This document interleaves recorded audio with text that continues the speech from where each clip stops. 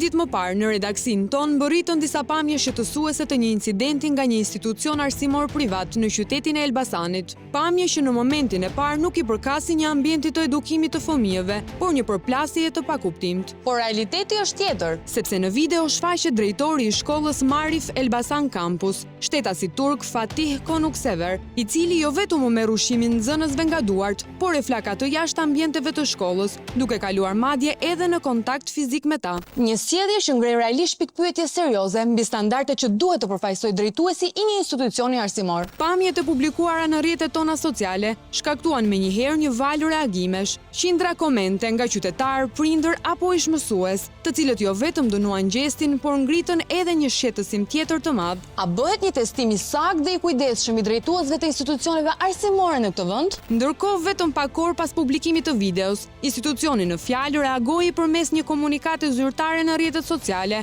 duke tentuar të japë versionin e vet të ngjarjes dhe të justifikojë situatën e krijuar. Duke pasur parasysh rastet e fundit të raportuara në media, lidhur me individ të panjohur që përpiqen t'u afrojnë nxënësve në forma të ndryshme, duke rrezikuar sigurinë dhe mirëqenien e tyre, shkolla jon ka rritur ndjeshëm masat e vigjilencës dhe kontrollit në këtë aspekt. Duke qenë se shkolla jon ofron ushqim të kontrolluar dhe cilësor brenda ambienteve të saj në përputhje me standardet përkatëse, nuk lejohet futja ushqimeve nga jashtë në ambientet e shkollës. Në të njëjtën kohë, shkolla nuk mund të ushtrojë kontroll të plotë mbi çdo send që futet nga persona të jashtëm në perimetrin e saj, ndaj mbetet thelbësore rritja e vigjilencës dhe ndërhyrja e menjëhershme në raste të tilla. Për shkak të rasteve të përsëritura dhe rrezikut të shtuar, ka ndërhyrë drejtuesi i shkollës për të parandaluar çdo rrezik të arsyeshëm dhe për të garantuar respektimin e rregullave të sigurisë në fuqi. Megjithatë, dëshirojmë të theksojmë se shkolla jon nuk inkurajon asnjë formë reagimi të papërshtatshëm dhe mbetet e përkushtuar ndaj një qasje të matur dhe profesionale.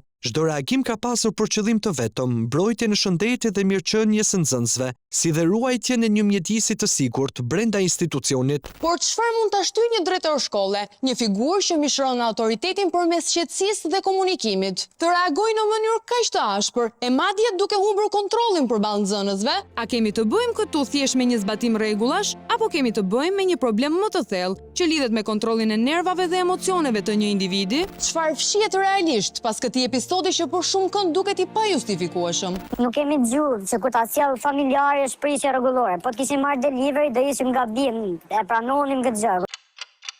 2 ditë pas incidentit, vendosëm të shkojmë pranë shkollës për të parë nga afër situatën dhe për të kuptuar më qartë se çfarë po ndodh realisht brenda atyre mureve.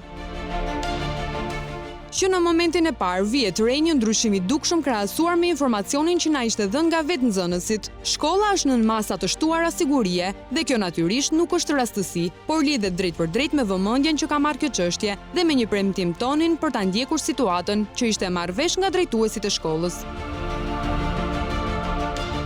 Pavarësisht kësaj, përpiqemi të marrim një reagim nga institucioni me shpresën se do të kemi një përgjigje konkrete. Përshëndetje, si jeni? Unë jam gazetar nga emisioni Piranja. Nëse është e mundur të kishim një takim me drejtorin e kësaj shkolle në lidhje me një incident që ka ndodhur 2 ditë më parë. Po pyes ata se këtu është privat. Po patjetër, mund ta bëjmë dhe një kërkesë.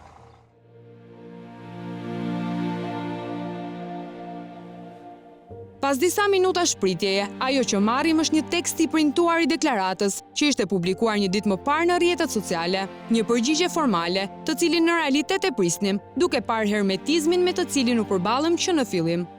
Kush ka dhënë këtë sqarimin? Ai sekretari drejtorit. Këtë sqarim ne kemi parë edhe në rrjetet sociale të shkollës, por kërkuam që të kishim një takim për të sqaruar disa çështje, disa pyetje të paqarta. Ky është sqarimi. Ndërsa ne jemi ende në pritje të një komunikimi zyrtar, një motorist sjell ushqim, që me sa duket ishte porositur nga nxënësit e shkollës, duke përsëritur fillimin e skenës së 2 ditëve më parë. Me një ndryshim të vetëm, këtë herë nuk është prezant drejtori që të ndërhyj për t'i penguar. Dhe këtu situata kthehet në komike. Një vajzë nga brenda shkollës del për të marrë picat, por pengohet nga roja, i cili ka hallin se ne po filmojmë dhe ushqimet nuk duhen lejuar. Pra, problem nuk është ushqimi, por kamera përballë. Fal, po lejoni që të futet ushqim nga jashtë? Jo, pra s'po lejoni. Këtë po thonë që se marrë do. Sepse jemi ne këtu besoj. Jo, pra tani që nuk e di që Jo, prindja, po gjithsesi me nuk të jashtë për një. Ndërkohë, situata komike vazhdon. Sepse pak qaste më vonë, ndërsa jemi larguar nga sheshi përpara portës hyrëse, e njëjta vajzë del dhe merr ushqimin për ta futur në fshehtësi brenda shkollës. Me sa duket, ushqimi kontrabandë nuk pas ka qenë shkaku i vërtet i zemërimit të drejtorit. Po çfarë halli ka patur në të vërtetë ky zotëri, të cilit i janë besuar fëmijët e njërës prej shkollave më të kuotuara në Elbasan? Ditë më parë kemi qenë duke marrë porosin këtu ke dera, ke vllai i njërit prej djemve që ishte te video, nuk është prit mirë nga drejtori, ka dalë domethënë duke bërtit. Shkolla ka një rregullore që tregon që nuk lejohet porosisësh, nëse porosia vjen me delivery, me motor. Po nëse ka një mens, pse duhet të porositet nga jashtë? Ka një mens, por që nuk janë ushqimet ashtu si duhet. Nuk kanë qenë cilësore, nuk jemi ndjerë mirë, mos i kemi konsumu, tel, sus.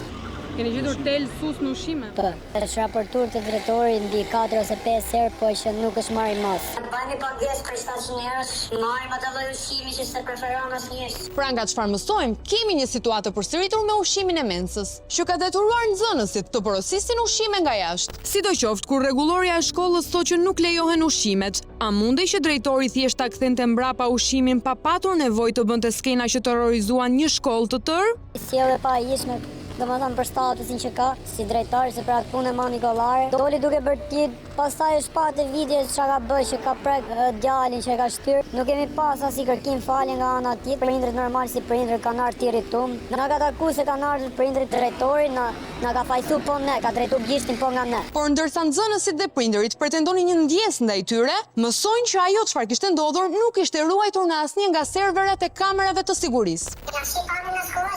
Ishin prindrit atyre që janë përshim gjithë të nuk prindrit tonë, pa gjithë që kanë pas 5 telefona si për kohës duke e filmu. Por le të rikthehemi edhe një herë tek cilësia e ushqimit dhe papastërtitë e gjetura, sepse sipas nxënësve, kjo situatë është raportuar edhe në AKU, inspektorët e të cilës kanë ardhur në ambientet e shkollës. Kemi sjellë dhe AKU, domethënë ka ardhur AKU-ja për kontroll këtu, s'është bane gjatë.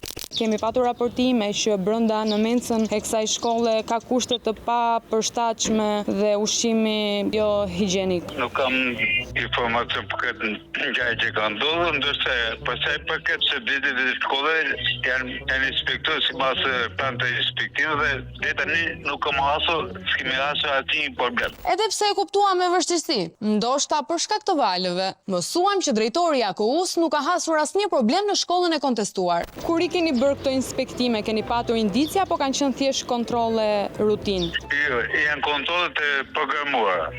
Dhe nga këto kontrolle që ju keni kryer pranë këtyre ambienteve, keni verifikuar diçka jo normale dhe jo të duhur? Sigurisht që jo. Po të kishte qenë në diçka jo normale, do kishim marrë masat si mas të vizitor. Me dijen time, jo. Dhe këto sekondë që tasim bashkë. Nëse kontrollet janë bërë një ditë si kjo e sotmja, e sigur që nuk do gjendet asnjë problem në asnjë prej mensave dhe restoranteve të Elbasanit. Sidoqoftë, diçka duhet sqaruar. Kontrollet nuk bëhen nga drejtori. Unë nuk bëj kontroll, kam inspektor që kontrollon. Inspektorët patjetër, duke që se jeni drejtor. Po të kishin konstatuar shkelje, normalisht do të merreshin masat që duhet marrë. Ku është shkolla fiks? Shkolla Marif Campus në Elbasan. Gjimnazi Marif Campus, Elbasan.